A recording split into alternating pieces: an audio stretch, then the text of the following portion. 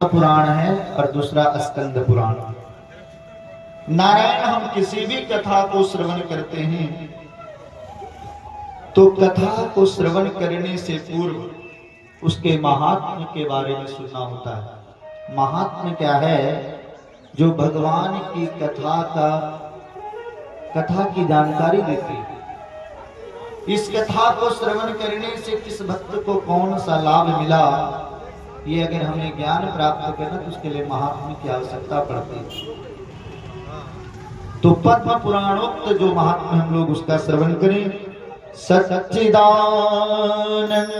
रूपाय विश्वोत्पत्त्यादि Hathaway तापत्रय विनाशाय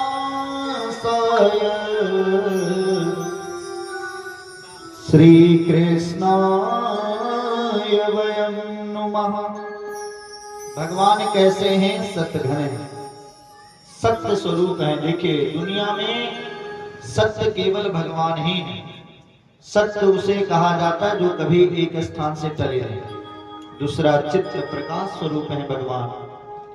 नारायण जिनको दूसरे की प्रकाश की आवश्यकता नहीं है, जो स्वतः प्रकाश स्वरूप है। हमें संसार में यदि कुछ जानना है तो उसके लिए हमें प्रकाश की आवश्यकता पड़ती है, लेकिन जिस भगवान को कुछ जानने के लिए उन्हें प्रकाश की आवश्यकता नहीं है, स्वतः जो प्रकाश स्वरूप है। और तीसरा विशेषण दिया गया आनंद। तो सत्य घन है, चित्त घन है और आनंद घन है। दुनिया में जिन्हें भी आनंद की प्राप्ति होती है वो बिना भगवान का आश्रय लिए आनंद की प्राप्ति नहीं कर सकता। क्योंकि कोई तन दुखी, कोई मन दुखी, और कोई धन बिनु रहत उदार, और थोड़े थोड़े सब दुखी, सुखी राम के दार। नारायण कोई तन से दुखी है, संपत्ति तो बहुत है, लेकिन शरीर में ऐसा कोई रोग लग गया भाई, जिसके कारण डॉक्टर कहा कि भाई अब ज्यादा भोजन नहीं करना, तो कोई तन से दुखी रहते, कोई मन और कोई धन से दुखी है।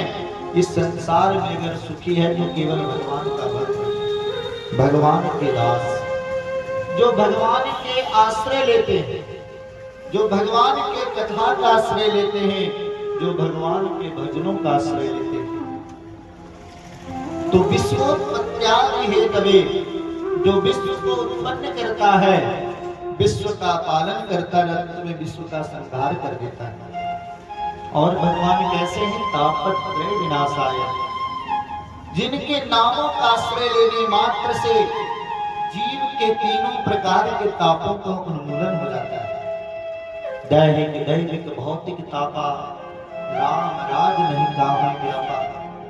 हम सभी लोग संतप्त हैं। देखिए बाहर के गर्मी को तो शांत करने के लिए पंखा है, कूलर है, एसी है, लेकिन हृदयगत जो ताप है ना, उसको बिना भगवान के कथा का आश्रय लिए शांत नहीं किया जा सकता।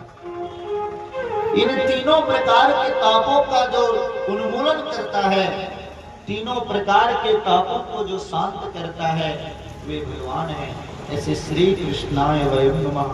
हम सभी लोग भगवान कृष्ण के चरणों में प्रणाम करते हैं। नारायण भगवान सुखदेव के चरणों में प्रणाम किया गया। वो सुखदेव जी कैसे हैं? यम प्रव्रजंत मनुपेत मपेत कृत्यम, जो जन्म लेते ही परिव्राजक हो गए। अभी उन्होंने संसार का मुंह भी नहीं देखा, और जन्म लेते ही जो सभी को छोड़ करके और वन की ओर चले गए भगवान का भजन करने के लिए, भगवान की भक्ति करने के लिए। उसके बाद ये कथा जहां से प्रारंभ होती है वह है नैमिषारण्य का पावन तीर्थ। हमारे यहाँ 18 पुराणों की कथा जिस भूमि पर बैठ करके कही गई, उस भूमि का नाम है नैमिषारण्य तीर्थ, जिसे चक्र तीर्थ भी कहा जाता है। एक पुराण की कथा जब विश्राम होती है तो दूसरी पुराण की कथा प्रारंभ हो जाती है। और वहां पर कितने श्रोताओं का समुदाय है 88,000। उन 88,000 श्रोता समुदायों के बीच में श्री सूत जी आए। ये सूत जी कौन है? भगवान व्यास के शिष्य हैं। व्यास जी के चरणों में बैठ करके इन्होंने 18 पुराणों को अध्ययन किया। सुखदेव जी जो इस कथा को राजा परीक्षित को जो सुनाए हैं, सुखदेव के गुरु भाई लगते हैं। ऐसे जब सुखदेव जी सूत जी महाराज आए तो सभी महात्माओं ने उठ करके उनका स्वागत किया और उनको वक्ता के आसन पर, व्यास जी के आसन पर विराजमान कराया गया।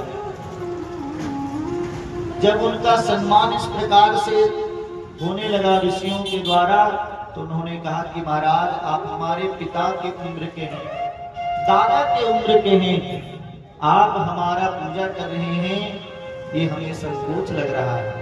तब सौनक जी ने कहा कि धन वृद्धा बल वृद्धा आयो वृद्धास्तथैव च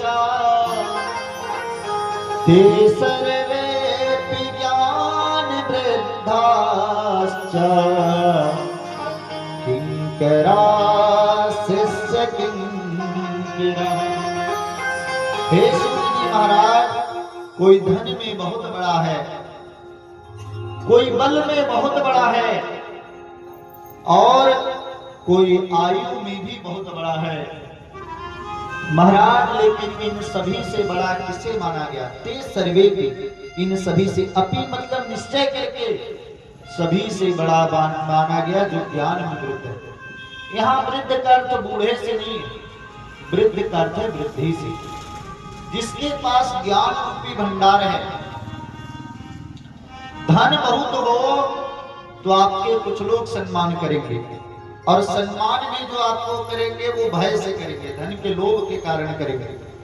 आपके प्रति उनके हृदय में श्रद्धा जाए ऐसी बात जरूरी नहीं है। महाराज बल में भी बहुत बड़े होंगे, आपका सम्मान होगा, लेकिन जो ज्ञानी होता है, जैसे इसी भूमि से स्वामी विवेकानंद निकले, नारायण जिन्होंने छोटी सी अवस्था में पूरे विश्व में सनातन धर्म के परचम को लहराया।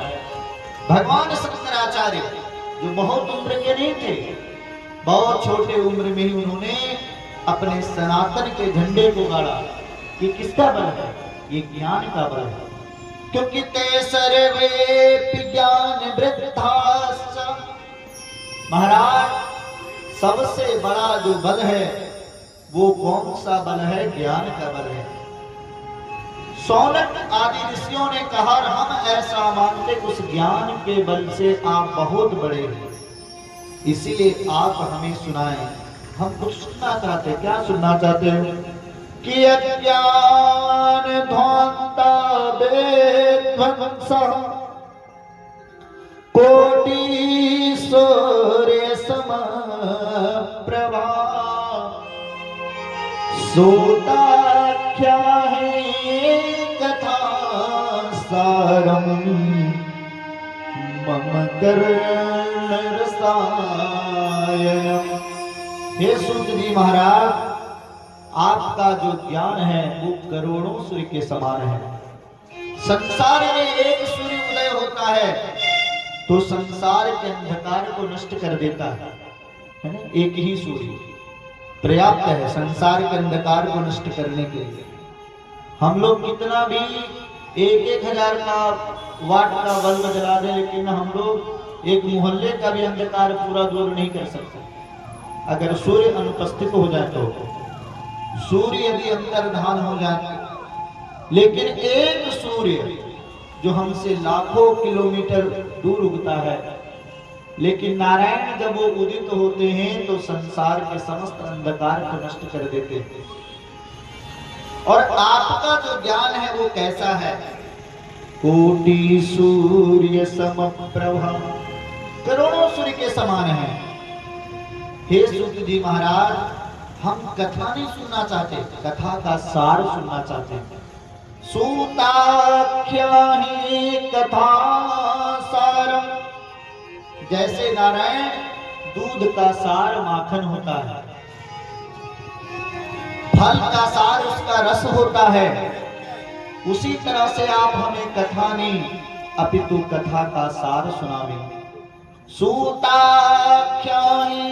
कथा सार, वो सार कैसी होनी चाहिए कथा की कि मम कर्ण रसायनम, महाराज वो हमारे कर्ण के लिए, हमारे कानों के लिए रसायन के समान हो। क्योंकि कलयुग की स्थिति क्या है कि एहि घोरे कलो प्रायो जीवश्च सुरतां गता क्लेशाक्रांतस्य तस्यैव शोधने परायणम। महाराज इस घोर कलिकाल में जीव प्रायः आसुरी स्वभाव के हो गए हैं, और जब हमारा कर्म अच्छा नहीं होगा तो परिणाम में हमें दुख ही मिलेगा। क्योंकि करहि पाप पावहि दुख, पाप का फल सदैव दुखी होता है। हम अल्पकाल के लिए भले ही हमें सुख मिल जाए, उस पाप के कारण सुख की अनुभूति हो, लेकिन जब आप आगे जाओगे तो उस पाप के परिणाम से आपको दुख ही मिलेगा। क्योंकि नारायण बबूल का जो बीज होता है उसके द्वारा बबूल ही उत्पन्न होता है। तो जीवों का कर्म अच्छा नहीं रहा, जिसके कारण वो नाना प्रकार के कष्ट को भोग रहे हैं। इसलिए हे श्री सूत जी महाराज, आप हमें ऐसी कथा सुनाएं जिस कथा के द्वारा भगवान की प्राप्ति हो जाए। कृष्ण प्राप्ति करम शाश्वत साधनम तदवधुना, जिस कथा के द्वारा हमें भगवान श्री कृष्ण की प्राप्ति, ठाकुर जी की प्राप्ति हो। देखिए संसार में जीव तब तक दयनीय अवस्था में रहता है जब तक वह भगवान के चरणों का आश्रय नहीं लेता। इसीलिए जीव के लिए अगर कोई सर्वोत्कृष्ट प्राप्ति है नारायण, तो भगवत प्राप्ति है। भगवान के नामों का जप, भगवान की कथा का आश्रय लेना। तो आप हमें भगवान कृष्ण के बारे में सुनाएं। तो श्री सूत जी कहते हैं कि भाई ये कलयुग क्या है, ये अजगर के सर्प के समान है, काल व्याल खतरा। देखिए कोई अजगर के मुख में कोई व्यक्ति बैठा हो तो वो कब तक अपनी मंगल की इच्छा कर सकता है, जब तक अजगर अपने मुंह को बंद नहीं किया है। अजगर के मुख में अगर कोई बैठ गया तो कब तक वो सुरक्षित है, जब तक अजगर अपना मुख को बंद नहीं किया। अजगर अपने मुंह को बंद कर देगा तो क्या वो जीवित रह पाएगा? इसी तरह से संसार एक काल व्याल है। काल ही यहाँ पर व्याल की संज्ञा को प्राप्त किया है। पता नहीं कब किसका निमंत्रण आवे और ठाकुर जी के पास चला जाए। इसीलिए अपने कल्याण के लिए जीव को जब तक शरीर में ऊर्जा है तब तक भगवान को प्राप्त करने का उसे प्रयास करना चाहिए। नारायण जीव के लिए अगर कोई सर्वोत्तम प्राप्ति है, सर्वोत्कृष्ट फल यदि जीव के लिए कुछ बताया गया तो भगवत प्राप्ति। जिस भगवान की प्राप्ति करने के लिए राजा परीक्षित गंगा जी के तट पर बैठे हुए और उनके सामने भगवान सुखदेव विराजमान है भागवत की कथा सुनाने के लिए। और उसी समय सभी देवता लोग स्वर्ग से अमृत का कलश लेकर के आते हैं। देवता लोग अमृत का कलश लेकर के आए और सुखदेव जी से कहा कि सुखदेव जी, राजा परीक्षित को आप ये स्वर्ग का अमृत पिला दीजिए और बदले में जो आप इन्हें कथा रूपी अमृत का पान करा रहे वो हमें पान कराइए। एवं विनिमय जाते सुधारा क्या प्रपीयता प्रपास्यामो वयं सर्वे श्रीमद्भागवतामृतम्। देखिए यदि ये श्रोता बन करके आते देवता लोग तो सुखदेव जी जरूर इन्हें कथा सुनाते। लेकिन ये बनिया बन करके आया। अभक्तांस्तांश्च विद्याय नाददौ सकथामृतम। भैया जिसमें भगवान के प्रेम का, भगवान के भक्ति के प्रति श्रद्धा नहीं हो, अगर वो व्यक्ति राजा भी है, अरे राजा क्या, जो देवताओं का राजा है, उसे भी भागवत के कथा से वंचित कर दिया जाता है। जीव के हृदय में न पद का अभिमान हो, न धन का अभिमान हो, न बल का अभिमान हो, तभी वो भागवत जी के कथा का अधिकारी बन सकता है। अगर एक भी अभिमान आपके हृदय में है तो आप भगवान के कथा का लाभ प्राप्त कर ही नहीं सकते। इन समस्त श्रोताओं को, इन समस्त देवताओं को जो है सुखदेव जी ने कहा कि भाई अगर तुम कथा सुनने की इच्छा चाहते तो मैं कथा तुम्हें जरूर सुनाता, और तुम्हें पता नहीं अदला बदली कभी भी बराबरी के वस्तु में की जाती है। एवं विनिमये जाते सुधाराज्ञा प्रपीयता प्रपास्यामो वयं सर्वे श्रीमद् भागवतामृतम। कभी भी अदला बदली कभी भी बराबरी की वस्तु में होती है। जितनी कीमत की हमारी वस्तु है उतनी कीमत की आपकी वस्तु होनी चाहिए। तुम यहाँ भगवान की कथा सुनने के लिए नहीं आए हो, तुम तो यहाँ भाई बनियागिरी करने आए हो, इसलिए मैं तुम्हें कथा नहीं सुना सकता। और उनको डांट करके सुखदेव जी भगा देते। लेकिन जब वहां से निकले तो निकलने के बाद नारायण देवताओं ने पुनः उनसे प्रार्थना करी कि आप हमें कथा नहीं श्रवण कराओगे? कि बिल्कुल नहीं। सभी देवता लोग कहां पर पहुंचे? ब्रह्मा जी के पास। और ब्रह्मा जी के पास जाकर के देवताओं ने क्या कहा कि महाराज हम कथा भगवान का सुनने के लिए गए और हमें इस कथा से वंचित कर दिया गया। इन मनुष्यों को कथा का अधिकार मिला जो कथा को आदर नहीं देते। जब मर्जी कथा में बैठे, जब मर्जी हुआ उठ के चल दिए, कोई नियम नहीं, कोई सत्कर्म नहीं। इसलिए कल से यजमान जी कुछ व्यवस्था नीचे भी गद्दा आदि का करा देंगे ताकि नीचे बैठ के भी लोग कथा सुन सके। तो नारायण समस्त श्रोता वृंद जब वहां पर उपस्थित हो, देखिए ये स्वर्ग का अमृत कोई साधारण अमृत नहीं है। इस स्वर्ग के अमृत के लिए समुद्र मंथन किया गया, 14 रत्न निकले, और उसमें जो सबसे बहुमूल्य रत्न था उसका नाम क्या था?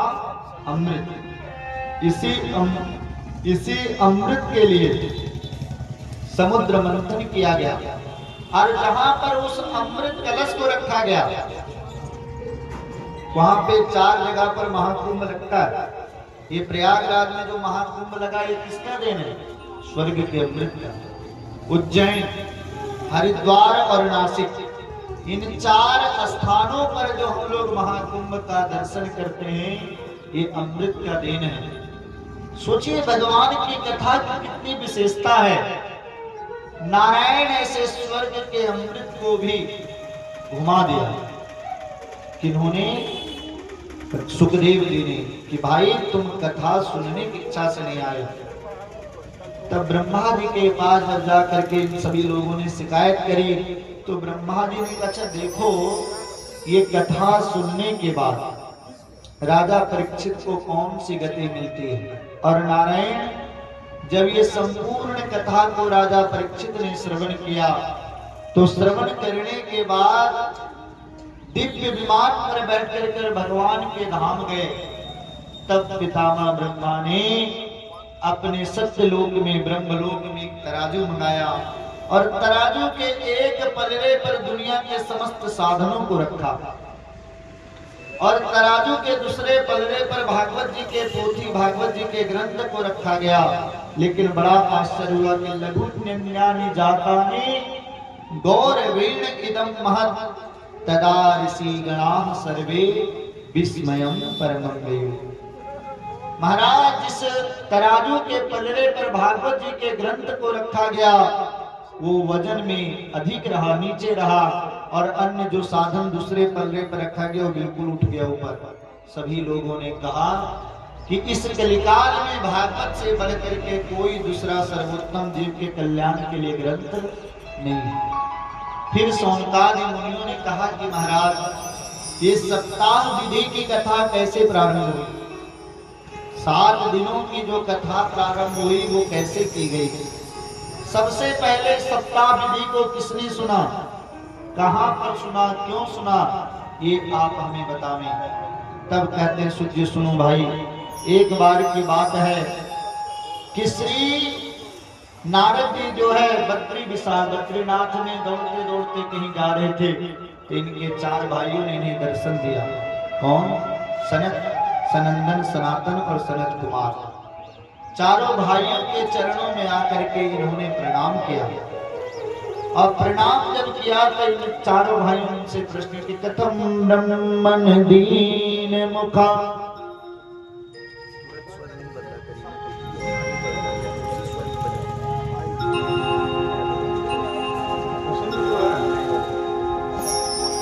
कथम ब्रह्मन दीन मुखा कुतश्चिंता तुरो भवान् त्वरितं गम्यते कुत्र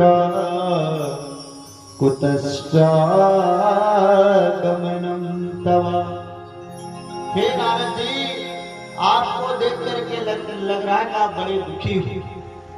बड़े दुखी दिखाई पड़ रहे हो। आपके दुख का कारण क्या है? कुतश्चिंता तुरो भवान्, आप अपने चिंता का कारण बताइए। क्योंकि जो व्यक्ति को जीते जी जलावे उसका नाम है चिंता, और जो व्यक्ति को मरने के बाद जलावे उसका नाम क्या है? चिता। चिता चिंता समाप्रोक्तम बिंदु मात्रम विशेषता सजीवम दह्यते चिंता निर्जीवम दह्यते चिता। तो नारद जी, आपको देख करके लग रहा है कि आप बड़े चिंतातुर हो, और महात्माओं को कभी चिंता नहीं करनी चाहिए। अरे जो घर संसार को छोड़ दिया, परिवार को छोड़ दिया, उसको फिर किसके लिए चिंता? उसे तो चिंतन करना चाहिए। आप अपने दुख का कारण बताओ, और आप इतने जल्दी जल्दी कहां जा रहे हो? अपने भाइयों के चरणों में प्रणाम किया नारद जी ने,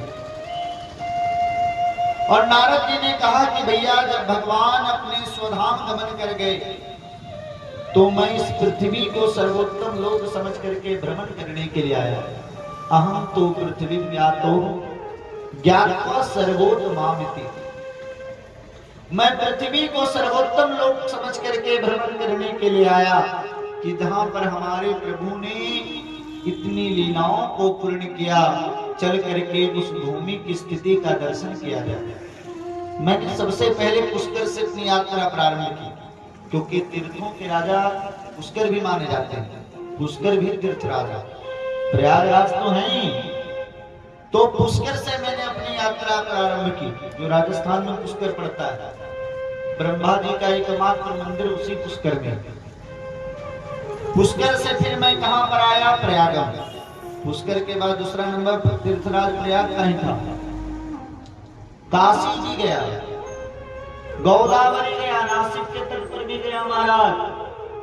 मैंने पूरे पृथ्वी को भ्रमण कर दिया, लेकिन नापस्यन् कुत्रचित् शर्मा मनः संतोषकारकम् करेला धर्म मित्रेण धरेयं बाधिता धुना। हमें ऐसा कोई जगह दिखाई नहीं पड़ा जिस स्थान को देख करके मेरे मन को संतोष हो, क्योंकि भाई मैं तो यहाँ पर शांति को प्राप्त करने के लिए आया था पृथ्वी पर, और तीर्थों की यात्रा भी मैंने इसीलिए करी कि चल करके कुछ मन को शांति मिलेगी। लेकिन यहाँ की स्थिति को देख करके तो मन में और क्रांति मच गया। यहाँ के लोग कैसे थे कि कलिना धर्म मित्रेणा, सभी लोग कलयुग के मित्र हो गए महाराज। और धरेयम बाधितादुना, लोगों ने कलयुग का आश्रय किया, परिणाम में क्या हुआ कि जिसके कारण दुख हो रहा है। जब तक जीव भगवान का आश्रय लिया था तब तक तो जीव सुखी था, लेकिन जीव जब कलयुग का मित्र बना, देखिए चोर का मित्र बनोगे तो आपको भी कष्ट सदैव सताया करेंगे। तो लोग किसके मित्र हो गए? कलयुग का। कलयुग, कली मतलब पाप के मित्र हो गए। तब मैंने सोचा कि चलो कहीं तीर्थों में लोग ऐसे होंगे तो सब गृहस्थों के यहाँ चल करके उनकी स्थिति को देखी जाए। जिस गृहस्थ धर्म में भगवान का जन्म होता है, सोचिए कि जो मुंह बसा करे कर्म पथ त्याग। फिर मैं सब गृहस्थों के यहाँ गया कि चल करके गृहस्थों के यहाँ की स्थिति का दर्शन किया जाए। उनके यहाँ क्या हुआ कि तरुणी प्रभुता गे श्याल को बुद्धिदायका और कन्ना विकृणो लोभा दंपति नाम चकलकणम। तरुणी प्रभुता गे है, घर में स्त्रियों का राज्य हो गया। जब घर में लोग कोई बहुत बड़ा आयोजन करते हैं, कोई बहुत बड़ा सत्कार करते हैं, तो भाई सलाहकार अपने माता पिता से सलाह नहीं लेते, तो सलाह किससे लिया जाए कि ससुराल से साले साहब को बुलाओ और साला साहब जो कहेंगे वही हम करेंगे। नारायण ब्रज में एक कहावत है कि दीवार को बिगाड़ो यारो और घर को बिगाड़ो सारो। जैसे आप बहुत ज्यादा दीवार में अलमारी बना दीजिएगा तो आपका दीवार कमजोर हो जाएगा। जानते इतने बड़े महाभारत का युद्ध का जो कारण रहा, उस पात्र का नाम क्या था? धृतराष्ट्र। शकुनी, शकुनी कौन था? धृतराष्ट्र का साला था। तो सनकादि मुनियों ने कहा कि भाई अगर साला साहब अच्छे होंगे तो सलाह लेने में क्या दिक्कत है? किन्हीं दिक्कत तो कुछ भी नहीं है। फिर भी दंपति नाम चकलकणम।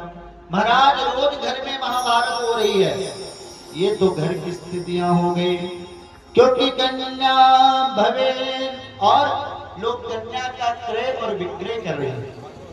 कन्या विक्रयणो लोभा, कलयुग की बड़ी विकट समस्या है। देखिए जिस घर में पुत्री नहीं है उस घर की कोई शोभा नहीं है, लेकिन लोग आजकल पुत्री को भी भार समझते हैं। भगवान व्यास कहते हैं कि कन्या भवेन्ना भवने भवन भवनम भवेन्नो, कन्या भवेत् भी भवनम भवनम भवेत् भो, सद्भाव भूते भरितं भवनं शुभाया, भूयात् भवस्य जननी भवने यदाना। जिस घर में बेटी नहीं होती, भगवान कहते उस घर में मैं निवास नहीं करता, उस घर में माँ लक्ष्मी का निवास नहीं होता। इसलिए देखिए, और परिवार का अगर कोई समुचित ख्याल रखती है, परिवार का कोई अगर पूरी तरह से ध्यान रखती तो उसका नाम है पुत्री। जिस घर में बेटी की किलकारी नहीं गूंजी नारायण, जिस घर में निरंतर सदा भावना प्रसन्नता धन संपत्ति आदि से जिस घर में बेटियां होती है, जिस घर में बेटियों की किलकारियां गूंजती है, उस घर में सदैव मां लक्ष्मी का निवास होता है। उस घर में सद्भाव निवास करता है, सत्कर्म निवास करता है। लेकिन कलयुग की स्थिति क्या हुई? कन्या विक्रयणो लोभा, लोग कन्या का तो क्रय और विक्रय करने लगे। लेकिन महाराज जब मैं सब जगह से भ्रमण करते करते श्री धाम वृंदावन पहुंची, तो वृंदावन में मैंने क्या देखी? आइए हम लोग भी मन से वृंदावन चलें। अरे वृंदावन जाऊंगी सकीना लौट के आऊंगी, वृंदावन जाऊंगी सकीना लौट के आऊंगी, मुझे उठे बिरह की पीर सके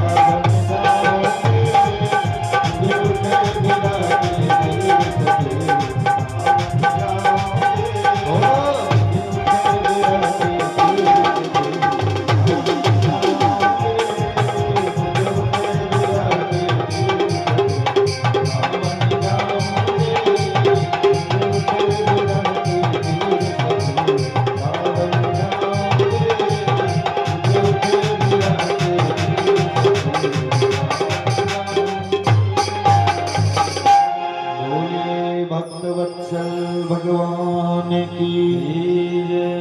तो नारायण मां भक्ति कहती है कि मैं संपूर्ण पृथ्वी का भ्रमण करते करते जब श्रीधाम वृंदावन में पहुंची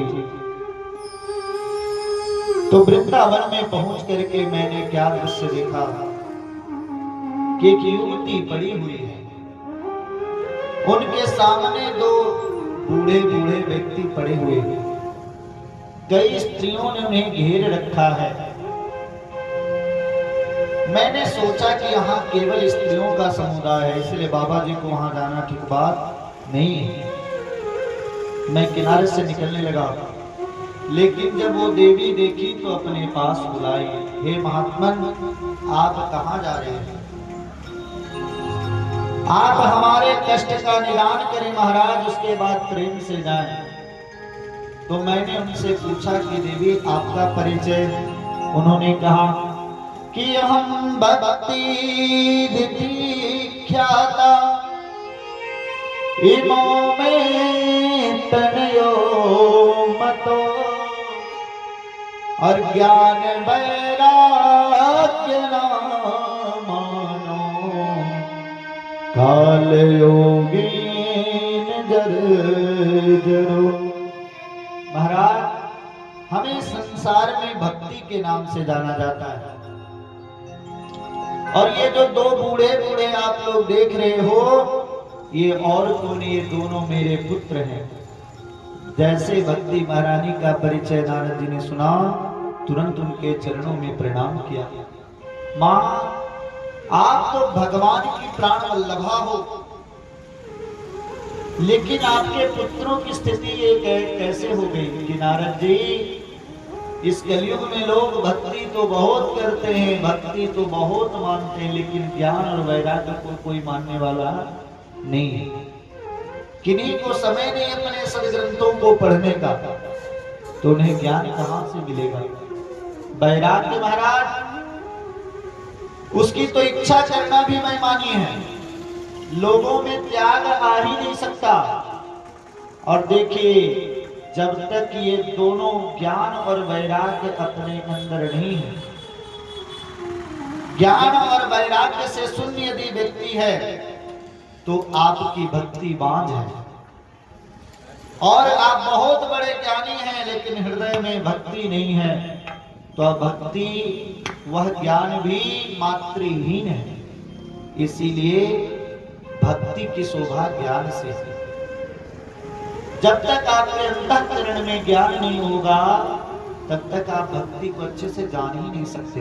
आजकल लोगों में कोई नियम नहीं है महाराज, जिस बिस्तर पे लोग सोते उसी पर भोजन करते, दोनों हाथों से भोजन करते हैं।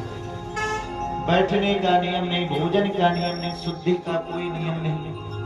हम भोजन बना रहे हैं, भोजन करें उसी हाथ से, पूजा घर में भी चले गए, भगवान का भी पूजा कर लिए। देखिए खूब भक्ति करिए, लेकिन भक्ति के नाम पर आडंबर करना एक बात नहीं है। भक्ति में ज्ञान और वैराग्य ये दोनों होना चाहिए। भगवान के लिए अगर आप भक्ति कर रहे हैं तो उस समय केवल आप भगवान का बन करके बैठिए, संसार की विस्मृति आप कर रहे हैं, तब आपकी भक्ति आपको शोभा देने वाली होगी। नारद जी ने कहा कि मां मैं आपके कष्ट को जरूर दूर करूंगा। और नारद जी ने महाराज वेद सुनाया, वेदांत सुनाया, गीता पाठर मुर्मु गीता जी का पाठ भी सुनाया।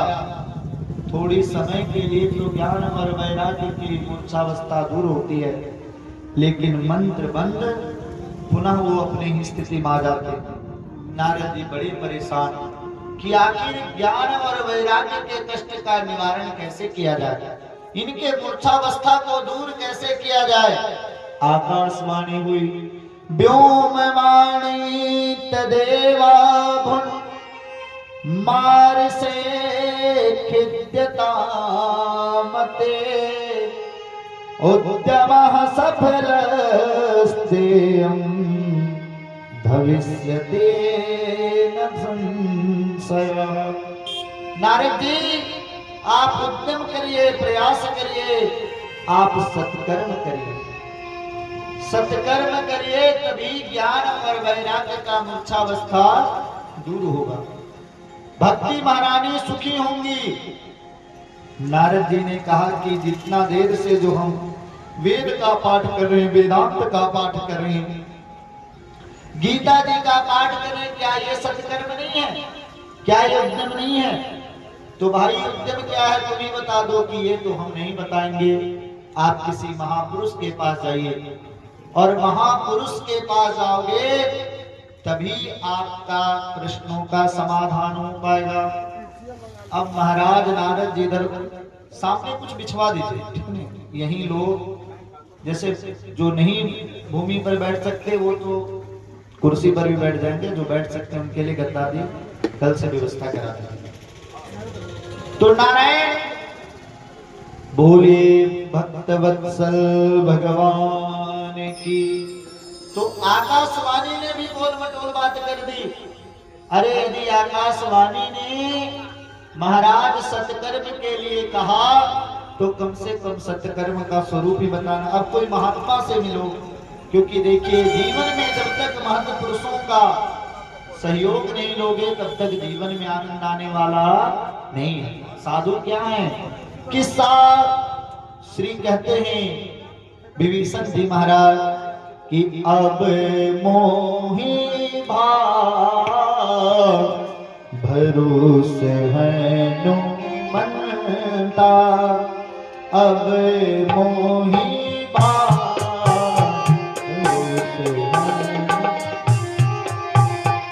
बिनो हरि कृपा मिलहि नहीं सकता, बिनो हरि कृपा मिलहि नहीं सकता।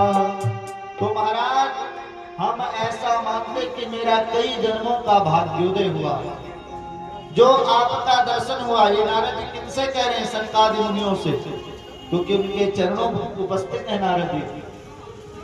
क्योंकि देखिए कोई भी भगवान का भक्त का दर्शन बिना भगवान के कृपा का संभव नहीं है। साधु नाम दर्शनम पुण्यम तीर्थ भूता ही साधवा, कालेन फलते तीर्था सद्य साधु समागम। देखिए साधु क्या है? साधु का दर्शन होना है साक्षात तीर्थों का दर्शन होना है। केवल साधु भेष का नहीं हो। साधु किसे कहा गया? साधनों की साधु, जिसने अपने मन को साध लिया है उसे साधु कहा जाता है। केवल पोशाक साधु का धारण करे, भेष साधु का बना ले तो उसे साधु नहीं कहा जाता। देखिए तीर्थ का फल तो कुछ समय के बाद हमें प्राप्त होता है, लेकिन महापुरुषों के दर्शन का फल हमें तुरंत मिलता है, क्योंकि साधु चरित्र शोभत चरित्र का पास होता है। साधुओं का चरित्र बिल्कुल रुई के समान है। जैसे रुई में अगर आप एक बूंद कुछ अलग से कलर में डालोगे तो उसमें दाग पड़ जाएगा, सफेद कपड़े के समान मान लो। इसमें अगर किसी भी जिस वस्तु के सामने ले गए उसी का तुरंत स्वरूप को ये धारण कर लेता है। उसी तरह से साधु का भी चरित्र बिल्कुल कपास के समान उज्जवल होना चाहिए। महाराज उसके जीवन में किसी प्रकार का कोई दाग नहीं हो, ऐसे साधुओं का दर्शन करने मात्र से ही तीर्थ के दर्शन करने का फल मिल जाता है।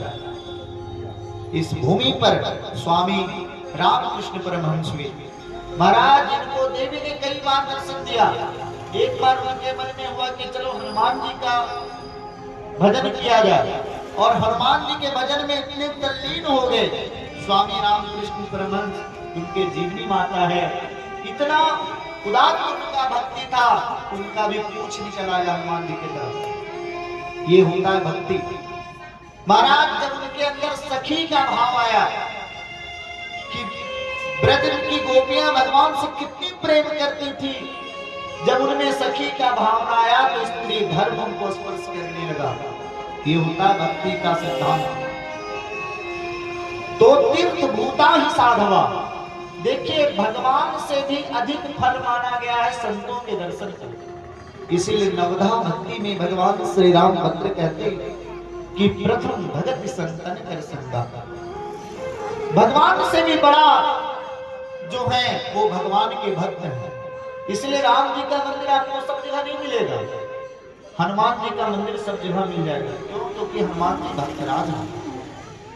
तो देखिए, भक्त जो होता है वो भगवान से भी बड़ा होता है, लेकिन उसकी जीवन की विशेषता जो अपने आप को कभी बड़ा नहीं मानता। हम लोग तो एक माला भगवान का फेरे तो अपने आप को भगवान से भी बड़ा मानने लगते हैं। भक्त अपने आप को तृण से भी छोटा मानता है, धूल से भी छोटा मानता है, लेकिन भगवान उस भक्त को इतना महत्व देते हैं कि उसे अपने से भी बड़ा बना देते हैं। यहाँ पे श्री नारद जी कहते हैं कि साधुनां दर्शनम पुण्यम।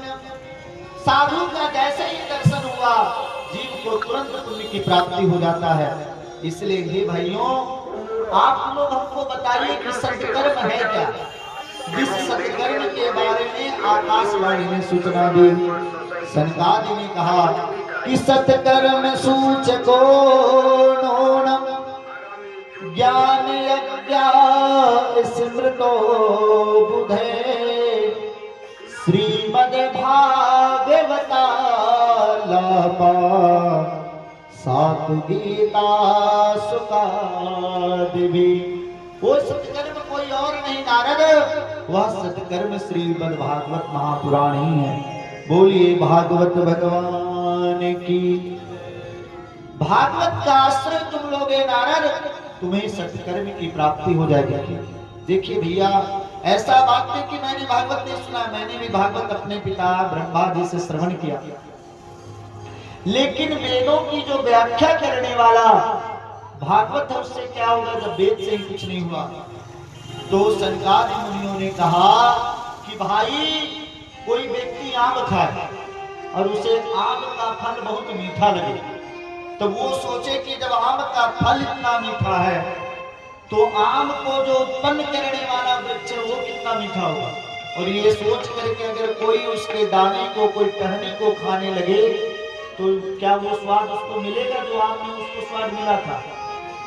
तो देखो, भागवत ये वेद आदि क्या है, ये वृक्ष के समान है, लेकिन भाई उस वृक्ष का जो फल है वो भागवत जी।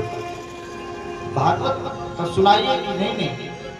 देखो, भजन तो एकांत में बैठ करके हो सकता है, भगवान के नामों का जब तो एकांत में बैठ के हो सकता है, लेकिन भगवान की कथा एकांत में नहीं हो सकती।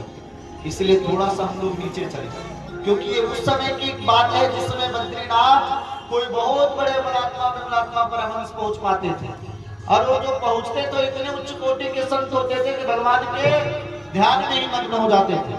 तो भाई कथा अगर होनी तो श्रोताओं के बीच में जाना पड़ेगा। तो हरिद्वार उतर करके आए, क्यों? क्योंकि ये हरि का द्वार है जो भगवान की प्राप्ति कराने वाला है। ज्यादा नीचे इसलिए भी नहीं उतरे कि भाई ज्यादा बीच में जाएंगे तो संसारी लोग ज्यादा आ जाएंगे, यहाँ कुछ लोग आ भी सकते हैं। तो जब लोगों ने सुना कि भागवत जी की कथा होने वाली है, तो अत्रे वसिष्ठश्च वनुश्च गौतमो मेधातिथिर्देव बलदेवरातो रामस्तथा सुतश्च साकलो मृकण्डपुत्रातिजप्पित्पलारः। अत्रि वशिष्ठ कुलः करतो ये महाराज, भारतवर्ष की जो महान विभूतियां हैं, इन सभी विभूतियों ने अब जो सदगृहस्थ महात्मा थे वो अपने धर्मपत्नी के साथ में कथा सुनने के लिए आए, अपने संतान के साथ में आए, और जो विरक्त महात्मा थे अपने शिष्य परिकर के साथ में कथा सुनने के लिए आए। क्योंकि विश्व के सबसे बड़े प्रवक्ता सनक सनंदन सनातन और सनत कुमार इस कथा का गान करने वाले, जब सभी महात्मा पूरा गंगा तट जो है भक्तों से श्रोताओं से भर गया, और श्रोताओं से भरने के बाद एक सुंदर सा बालू का ही आसन बनाया गया व्यास गद्दी के रूप में। उस व्यास गद्दी पर चारों भाई बैठ गए, सामने 4 यजमानों का आसन लगा। एक आसन पर श्री नारद जी, एक पर भक्ति महारानी और एक ज्ञान और वैराग्य के लिए लगा। महाराज जैसे ही कथा प्रारंभ हुई, ज्ञान और वैराग्य का तो मूर्छावस्था दूर हो गया।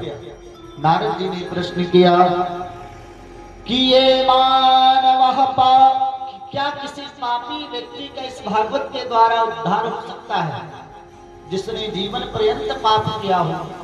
और ऐसा पापी व्यक्ति भी भागवत जी के कथा को श्रवण कर ले तो क्या ऐसे व्यक्ति का कल्याण हो सकता है? तो कहते हैं सनकादिक कि ये मानवाः पाप कृतस्तु सर्वदा सदा दुराचार रता विमार्गाः क्रोधाग्निदग्धा कुटिलाश्च कामिनाः क्षप्ताः यज्ञेन कलो पुनन्तु ते। नारद, कैसे कैसे पापियों का बात ही तुम छोड़ दो। जिसने जीवन पर्यंत केवल पाप किया है, जो सदा पाप कर्मों में रत है, लगा हुआ है, दुराचारी है, विमार्गी है, कुमार्गी जिसका मार्ग अच्छे नहीं है, क्रोध रूपी अग्नि में जो सदा जिसका हृदय जल रहा है, क्रोधाग्निदग्धा जो कुटिल है, कामी है, अगर ऐसा व्यक्ति भी भागवत भगवान की छत्र छाया में बैठ जाए तो उसका कल्याण हो जाए। अरे जीते जी तो बात छोड़ो, अगर कोई मरने के बाद में भी भागवत की कथा को श्रवण कर ले तो उसका भी कल्याण हो जाता है। कि महाराज ये तो बड़ी अद्भुत बात आपने करी, जीते जी ने मरने के बाद कोई भागवत की कथा को सुने उसका कल्याण हो जाए। बिल्कुल, कि अगर ऐसा कोई हुआ है तो बताइए आप। तो एक इतिहास की कथा सनकादिक मुनि सुनाते हैं। इतिहास किसे कहा जाता है? जो बीती हुई कथा को ज्ञात करावे। तो कहते तुंगभद्रा तटे पूर्वम अभूत पत्तनमोत्तमम् यत्र वर्णाः स्वधर्मेण सत्य सत्कर्म तत्पराः। तुंगभद्रा नाम के नदी के तट पर चारों वर्ण के लोग निवास करते थे, ब्राह्मण, क्षत्रिय, वैश्य और शूद्र। उसी पुर में एक ब्राह्मण देवता रहते थे जिनका नाम था आत्मदेव। पुरे तस्मिन् सर्ववेद विशारदा श्रोतस्मार्ते सुनिष्णातो द्वितीया एव भास्करः। उसी ग्राम में एक ब्राह्मण देवता रहते थे जिनका नाम था आत्मदेव। सर्ववेद विशारदा, सर्ववेद से अर्थ है जो चारों वेदों को जानते थे, ऋग्वेद, यजुर्वेद, सामवेद और अथर्ववेद। नारायण केवल वेद नहीं जानते थे, वो वेद को 6 अंगों के साथ में अध्ययन किए थे। वेद के 6 अंग मानेंगे व्याकरण, शिक्षा, निरुक्त, ज्योतिष आदि। इन 6 अंगों के साथ उन्होंने वेदों का अध्ययन किया था। आजकल तो नाम से बहुत लोग ब्राह्मण हैं, लेकिन कर्म उनका ब्राह्मण का नहीं है, कर्म पतितों का। ऐसे नहीं थे, बहुत अच्छे थे, बहुत सदाचारी थे। ब्राह्मण जितने अच्छे थे उनकी धर्मपत्नी उतनी खतरनाक थी। उनका नाम था श्रीमती धुंधली देवी। कैसी थी? उनका स्वभाव कैसा था कि लोक वार्तारता क्रूरा प्रायसो बहुजल्पिका अर्सुराचा गृहकृतेषु कृपणा कलह प्रिया। लोक वार्ता, बहुत बात करती थी, बहुत बक बक बक बक करती थी, बहुत क्रूर स्वभाव की महिला थी महाराज। जब तक पड़ोसी के साथ में लाठी चार्ज नहीं हो जाए तब तक उसका पेट का भोजन नहीं पचता था। या तो किसी से झगड़ा कर लेना या आपस में 2 लोगों को लड़वा देना। एक नंबर मंथरा थी। समाज में बहुत सारी मंथरा आज भी है। अपने दुख से वो इतनी दुखी नहीं जितना दूसरों के सुख से दुखी। बहुत खतरनाक थी। लेकिन ब्राह्मण ऐसे ही पत्नी से अपना जीवन का निर्वाह कर रहे थे। देखिए, जो पति बहुत अच्छा होगा तो पत्नी खतरनाक मिलेगी, पत्नी बहुत अच्छी हुई तो पति खतरनाक रहेगा। और भगवान की जब बहुत कृपा होती है जिनके ऊपर, तभी दोनों का संबंध बहुत अच्छा से चलता है। भाई एक बहुत अच्छे तो एक खतरनाक, मतलब अपवाद में दोनों अच्छे होंगे, ये हम बोल दे रहे, आप मान लीजिए, ऐसा जरूरी नहीं है। ये अनुभव का